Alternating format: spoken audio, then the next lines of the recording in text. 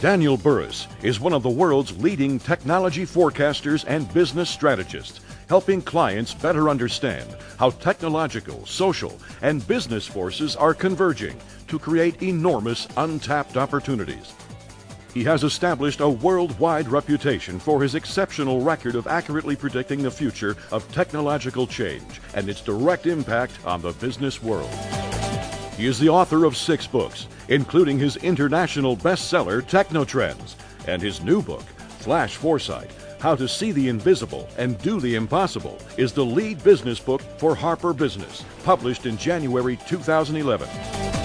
The New York Times has referred to Daniel Burrus as one of the top 3 business gurus in the highest demand as a speaker.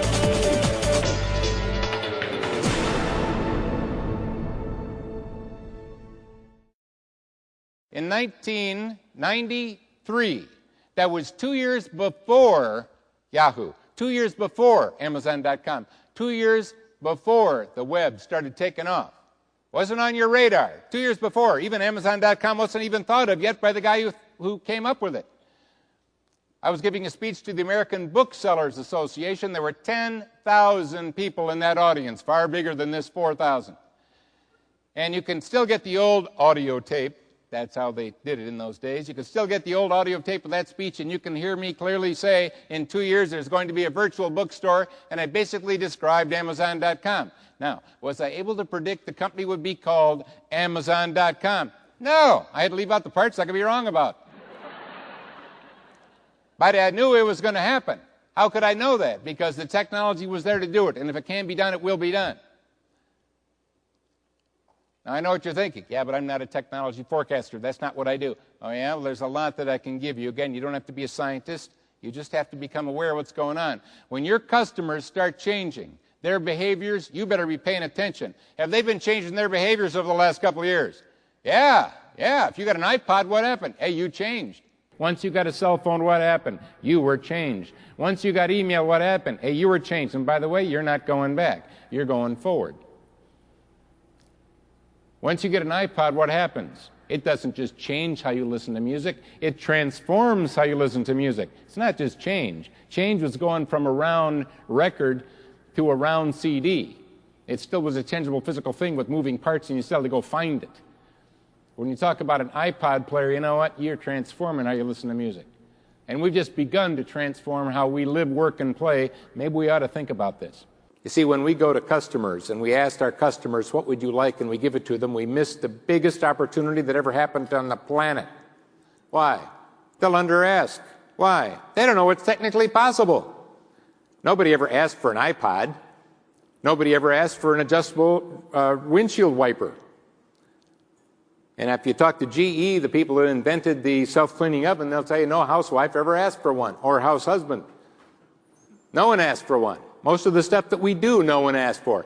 So, am I saying we should not talk to customers? No. I think we should talk to customers, ask them what they'd like, but realize that our competition is asking people, what would you like? Getting the same answer, and if we all deliver the same solution, we're all commoditized and competing on price. Frankly, I don't like competing on price. I mean, it's okay, you can do it if you want, but it's a tough game out there. I want to intentionally decommoditize my commodities. Matter of fact, you can even decommoditize electricity.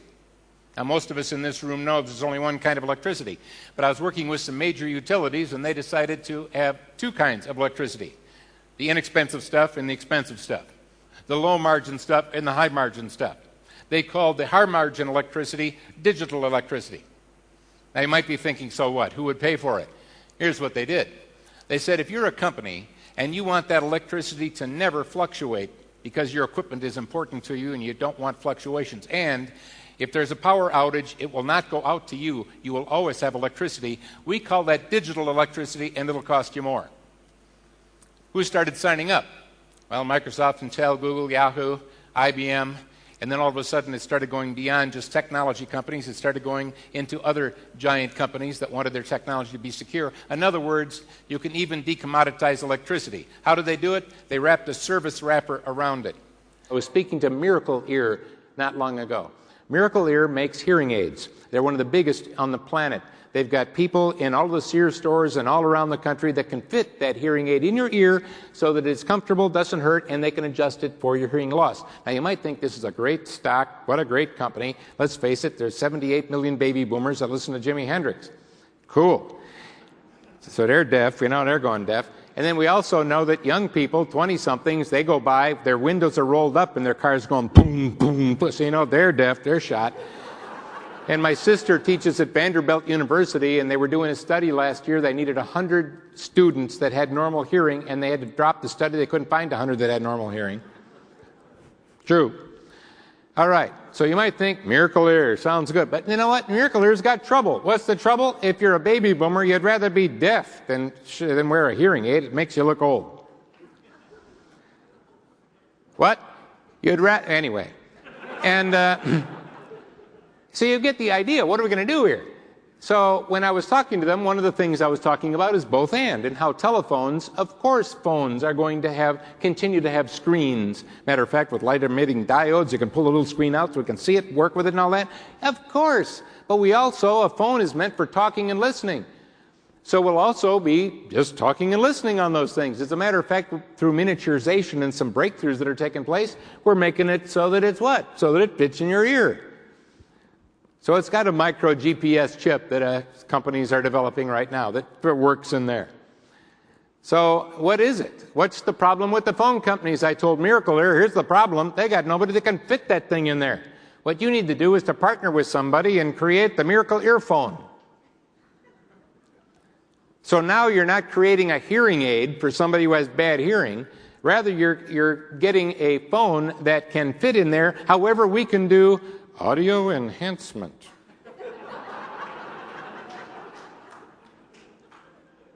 Can you get surround sound right now? I could give you surround sound, except you'd have to buy 2. Is there a difference between informing and communicating? Yeah. Informing is one way, it's static, doesn't always cause action. Communicating is two-way and causes action. It's dynamic. I think we have information age chains, information age organizations. We're really good at informing. But how good are we at actually communicating, which actually causes change in behaviors? We have amazing communication age tools out there, but we're using them with an information age mindset. The future of IT is to integrate information and communication. What I'd like us to do is to spend some time as opportunity managers. See, I know what's happening to your desks while you're at this meeting. Right? They're piling up. When you go back, you're going to pay the meeting penalty fee. We got to dig out of the mess that was caused because we're here. And what are we looking forward to? Digging out to getting back to the way it was before we left, which means there was no value in coming. Let's not do that. It's a trap. Here's what I'd like you to try. Look, this is not for me. This is for you. Try this.